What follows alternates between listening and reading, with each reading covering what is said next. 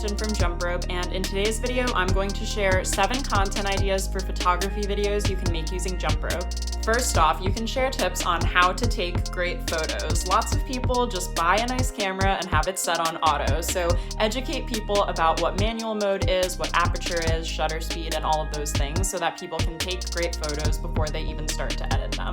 Next up is tips for actually editing your photos. So going over basics like things you can adjust in terms of contrast, saturation, brightness, and shadows, and then going a little bit more into detail for those who want to really understand programs like Lightroom and Photoshop. Another similar idea is creating videos about how to add specific effects or filters to photos. So whether that's a custom-made Lightroom preset or a grain effect in a photo editing app, these videos can be very helpful for people who are looking to achieve a certain editorial style to their photos.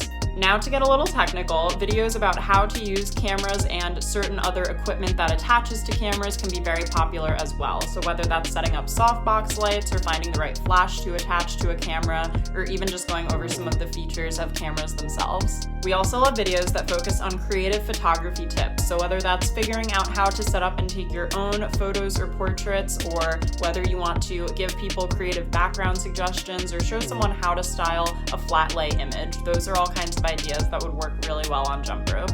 Another idea is to create videos about posing tips and confidence on camera for your subjects to understand in case they are a little bit stiff in front of the camera to start out with.